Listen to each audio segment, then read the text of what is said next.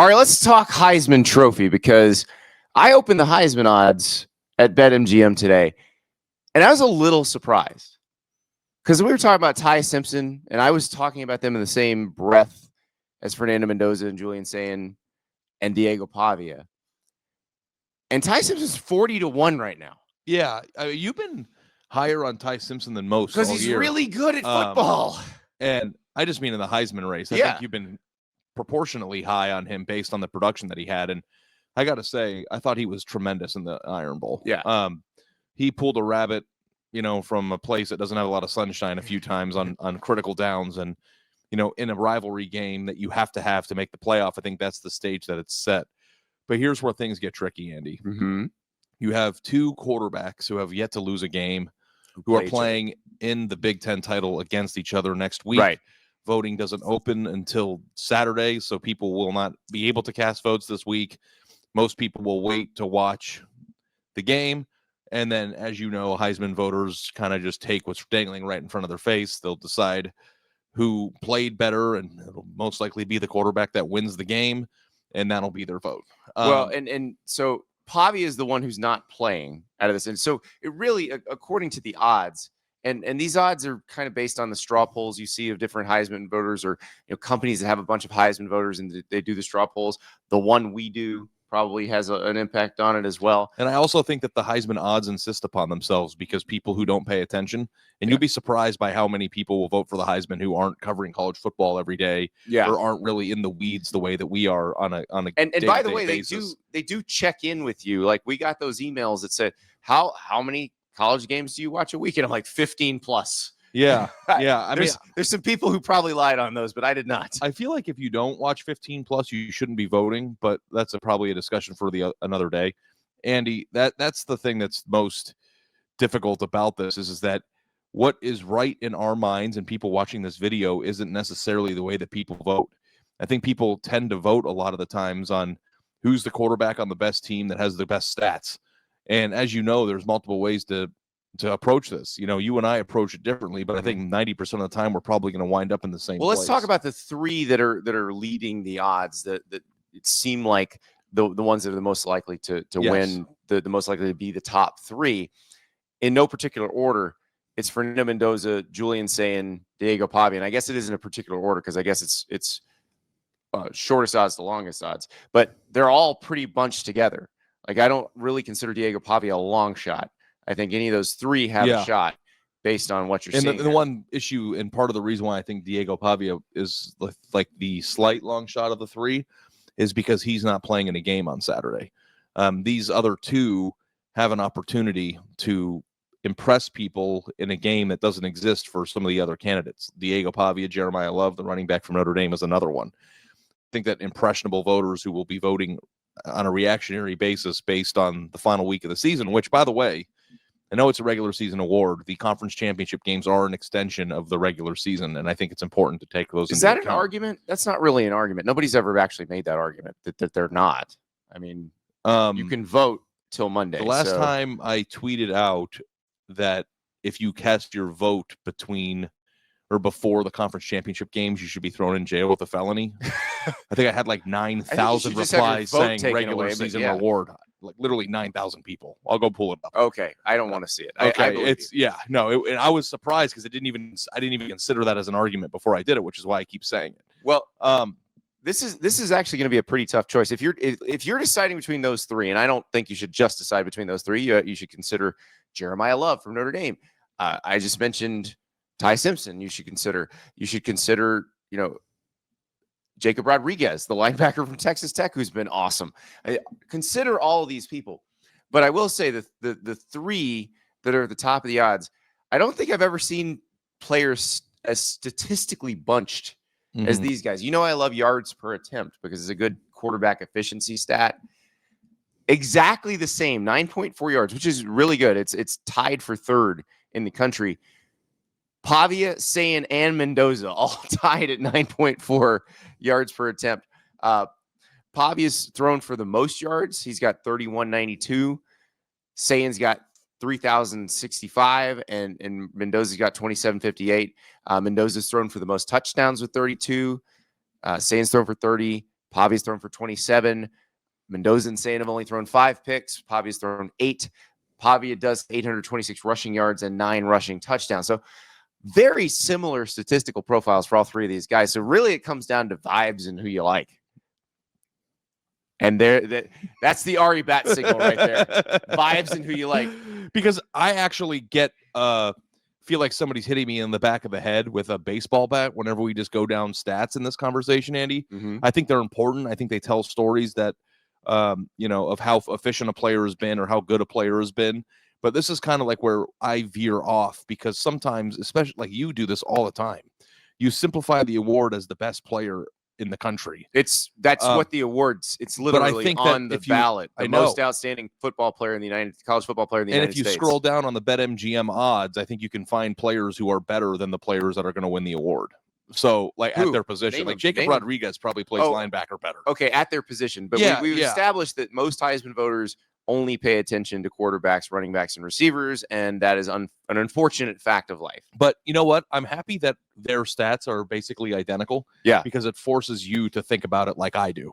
So if stats are no longer the case, well, all right. Let me ask you this, because this is one. My son actually called me this morning. He's like, "I have a hot take." Okay. He's like, "Pavia's not going to win, but he should." Yes. He's like, "Who's more valuable to his team?" And I was like, "Okay, this is an interesting question." Like, which is that's a new. If Julian Sayin or Fernando Mendoza were Vandy's quarterback, would Vandy be 10-2? I mean, I think you have to assume that players who are in position to win the award the answer to that question should be yes. But here's the deal. Are you sure the answer is yes? I'm going to veer off to this now. Of all the players that I believe are Heisman worthy, and like I watch Julian Sayin every week with you, he is an incredible player, and his accuracy is like breathtaking. He is the most accurate of these 3 quarterbacks that we're talking about. And I think statistically it's shown, Andy, but it's also like when you're watching the game with your eyes, like he's throwing darts. He's throwing darts into windows that are very small. But it's like, is Julian Sayin even one of the top 5 most important players on his own team? All right. Is Julian Sayin actually the best player on his own team? Because I think it's not just Jeremiah Smith, you might argue for. It's also Arvell Reese, Carnell Tate. Yeah. They've got multiple guys that are there making his life easier. And I don't know if you should hold that against them. I think that in the past, players that have been on the same team take votes away from each other, because people who fill out Heisman votes are never going to put those guys together, because I feel like people feel like they have to make a decision. But here's the thing. Of the Heisman worthy, the way that I think about it, guys who have had special moments, guys who have helped, and you mock me, but I'm going to say it, tell the story of the season. Like, I don't think that Julian Sayin is a particularly strong candidate. I'm going to play. I don't even think I'm playing devil's advocate here. I believe this. Julian Sayin is one of the reasons that we are saying this Ohio State is better than the last one that won the national title, because he's a better quarterback than Will Howard. And like the thing that's a lot better. The thing that's so difficult about this decision and discussion is that when you're talking about the Heisman, Andy, you're talking about the most outstanding player in college football. So if you prefer a candidate over the other, it makes it sound like you're talking shit about the other one. Right. When it's not what I'm doing. Yeah, I know how good he is. It's not because you didn't vote this guy number 1, you hate him. They're all good, and you have to put them in some sort of order. And what I think is interesting is that 2 of the 3 candidates are quarterbacks at programs that weren't not just good, but were like laughing stocks of college football for much of the past few decades. Yeah. Yeah. And like the difference is Pavia is the one who lifted Vandy out of that. Mendoza didn't lift Indiana out of that because Curtis Rourke was the starter there last year, but Mendoza leveled Indiana up. Which brings us to Pavia. Yeah. When you think about the Heisman Trophy and telling the story of the season and outstanding play and electric, moments, he is the one that I believe signifies how I view the award. That said, he also is the reason why, if you really want to get into the weeds, Vanderbilt doesn't have a high chance of getting in. And that's not a fair thing to say, because crippling turnovers in the Alabama game that if they don't happen, Vandy probably wins that game. They're 11-1. They're in the SEC championship game. They're in the college football playoff lock. And I feel bad saying it, but it happened. You can't say it's like weird saying if those things didn't happen, they'd be in the playoff. Well, it's like, well, if he didn't exist, they wouldn't be anywhere near the playoff. Which brings me back to Ty Simpson, who in those moments seems to always come through. So that's the thing that I find very interesting about all this. And the Diego Pavia thing, I don't want you to think I'm bashing him for the turnovers, because I would still trade everything else. And I would happily take everything else and have those turnovers. If I'm Vandy, I will take everything Diego Pavia gave me. I mean, he brought swagger back to the entire program. That's what I love. That's the thing. How much does that factor in? That he is just like, he is that dude. And without him, I just don't think they are anywhere close to that team. So, like, the way I do it, or without his personality, does Vanderbilt have a chance to do it again? Correct. The way I do it is I'm forming a college football team, and I've been given the first draft pick of everybody based only on what they've done this year. I can't consider anything they did in previous years. Only on what they've done this year. Who am I picking first? Who is the first player I'm picking on my team? I can choose from every single person. Who am I picking first? And that's what I've got to figure out, because I don't know the answer to that. But I can tell you right now, the fact that Diego Pavia isn't playing next weekend isn't going to keep me from picking him first if that's who I decide it is. And here's the thing that's going to be difficult. If Mendoza or Sayin throw for 300 yards and 3 touchdowns on Saturday, they're going to gobble up the majority of the votes. Like, I think that the winner will be one of those two. That doesn't mean that it's just, it doesn't be right. But the thing that I also love about your conversation to yourself is that I believe that you think more about vibes than you let yourself onto. Because if you're going to pick Diego Pavia, it's not so much vibes, it's degree of difficulty. What Diego Pavia has done is more difficult than what the others have done. What also makes Diego Pavia a wonderful choice for your program building first overall pick is that he has also illustrated leadership and swagger that you would want to infiltrate your locker room. And the other piece of it is, I do not look at it like the NFL draft. I do not care about the person's NFL prospects. So you shouldn't. No. So Diego Pavia's doesn't matter, because this is a college football award. Pavia's doesn't matter. Fernando Mendoza and Julian Sayin are going to be really high draft picks. That also doesn't matter in this discussion. But their skill sets do matter in this discussion, because they are outstanding. They're both accurate. They're both good leaders. They both have come through in the clutch.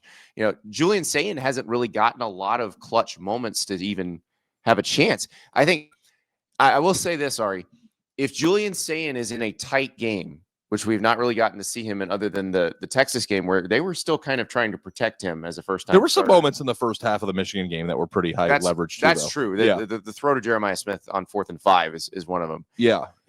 But if he's in a tight game, and let's say he makes a throw to win the game, or he leads a drive to lead Ohio State to a comeback victory against Indiana, that's the sort of thing that I guarantee that will push him to the top. Yeah, for sure, because people want to see that. And I actually was very impressed with the way that he threw an interception on Saturday at Michigan on his second pass attempt. Misread the coverage. And then I don't think he made another mistake for the rest of the day. So, and I think that in that moment, as the entire stadium was like, oh boy, here we go again. Yeah. For him to keep his head on straight and continue to play and battle and then play as well as he did. Like, I think that that's something. There are a few other candidates, Andy, that probably aren't going to win. Yep. But we do have to acknowledge Jeremiah Love. Yes.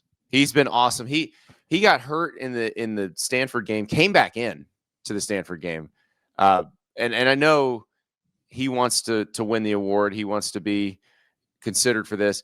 And I mean, it's a pretty insane stat line. He's got 1,372 rushing yards on only 199 carries. So that's 6.89 yards per carry, which is similar to Genty last year. Yeah. You know, Genty was on pace for a while for something absurd like 10 yards a carry, but then it went down into the 7s. So this is a really good season for him. He's got 18 rushing TDs, but I just don't know. I mean, his numbers actually aren't that different from Katron Allen. Like, if you're going to consider Jeremiah Love, you should be considering Katron Allen, but you're not going to consider Katron Allen. I think in order for you to win, like Ashton Genty didn't even win it. No. And like for you to be a running back who wins the award, you either have to be playing in high leverage games during the regular season, of which Notre Dame played 2, and it was at the beginning of the year, and really hasn't played anybody with a pulse since. I mean, I guess USC is, counts, but Pittsburgh wasn't bad. Pitt. But there was never any moment where it was like, oh boy, like this guy lifted this team on his shoulders. And like, that's not his fault. He didn't write the schedule. He didn't make it so that Notre Dame was so good that they were. But he also didn't win them either of the 2 first games. That's right. So, but I just think that like, if you're a running back, you have to be so sensational and so integral to the engine of your team in big moments. And like, he just didn't have the opportunity. You do realize if he doesn't win it, because he's the only running back with a chance, it will break the streak. Is that the 5-5? Yeah, years streak? With 5s at the end. It's running backs. Yeah, because Derrick Henry was 2015. I went back and looked at that season. Oh my God. Yeah, he was insane. Yeah, and they won the national title that year, right? They did win the national title, but I mean, they were going into the playoff. They won the SEC, but he was such an important, especially down the stretch, like in the Iron Bowl and the SEC championship game, they basically made the whole plane out of Derrick Henry. Yeah, that Alabama offense was not. And if you're going to make a plane not out of that something, great yet. It hadn't really hit. Jake Coker was the starting quarterback of that Alabama offense. Yeah. So I think that the winner will be one of these 4. If you want to use the word long shot, Love is the long shot of the 4. Can I throw one more name out there? And it's a guy that we've actually already mentioned once, but Jeremiah Smith, because I think if we went to the Ohio State locker room and said, all right, secret ballot guys, who's the best player on this team? They're going to pick Jeremiah Smith, right? Yeah, I mean, when you ask the question, if you could take one player in college football and build your team around him, I don't think I would pick a quarterback. You think it'd be Jeremiah Smith? Then Jeremiah Smith should be your answer. I don't know if I'm like borderline obsessed with him because I've been talking about this guy for 2 years. But the problem with Jeremiah Smith is Carnell Tate has put up really good numbers too. Yeah. But in terms of who is the best player at their position, who's the best overall player in the sport, I think it's him. Now, he is in a circumstance that also is the same as Julian Sayin. You're on a very talented team. Ohio State also didn't play an overly tough schedule this year. Not a lot of close, high games. I don't know that his stats he's got 942 receiving yards. Right so he doesn't have the good enough stats because Carnell Tate is Carnell Tate leading the team in receiving? No. I think he might be. No, Jeremiah Smith is. That was one of my outrageous predictions, by the way. It was. It's Carnell Tate has 44 catches for 793. Okay. And Smith has 72 catches for 942. There are like 10 other players that have more than 1,000 yards receiving. So I think, like, again, much like with Jeremiah Love, in order to win, Jeremiah Smith is number 22 in the country in receiving yards. And part of that too is they're blowing teams out, and part of that is they have a lot of players to throw to. But if you're going to be a receiver that wins the award, I think you have to have like mind-melting stats. You do. Devontae Smith was so obviously the best player on that Alabama team. Yeah. And so obviously the engine of that Alabama team. Because as good as Jeremiah Smith is, I don't know that if you took him away, Ohio State probably still wins the national title. Like if you took Devontae Smith off that 2020 Alabama team, and I know it was really good, I don't know that they would have won the national title. If you took Jeremiah Smith off of Ohio State's team, I think they might still win the national title. I think that there needs to be a conversation, though, of like what his presence on the field does to open things up for everything else. Yeah, and that's not something you can quantify. And that is also something that we've just talked about. Heisman voters only paying attention to quarterbacks and running backs and occasionally receivers. They're the rank and file Heisman voter, and I think Ari and I probably clearly watch a lot more football than most of them. But the rank and file Heisman voter, I don't think is considering what Jeremiah Smith does to a defense, even when he doesn't get the ball. Which then makes everybody else look better. But he's my bet. Like if you want to give the award solely to the best overall player in the sport, I think Jeremiah Smith should be your winner. But there's so much more to the award than just that. There is. There's vibes, feelings, stories. Just pick the best player. Okay, then Jeremiah Smith will be number 1 on your ballot, I assume. He'll be number 1 on yours, I assume. We don't look at it the same. Oh, I just follow the instructions. Okay, so but the most outstanding college football player. So you just found out everyone who Andy's voting for. No, not true. Because Diego Pavia might be the most outstanding college football player. It might be Julian Sayin. That's another thing I could drag you into the pits of hell over. Is best and outstanding the same thing? No. Nope. Interesting. And they are not. But my drafting strategy will be the way I do it. And We'll see. We'll see what happens because I want to watch these games. I'm not going to let Ari throw me in jail for filling out my ballot before the game. So felony. We will let you know after the games next week. We'll break it all down again. But I have a feeling we'll have a lot more clarity after those games.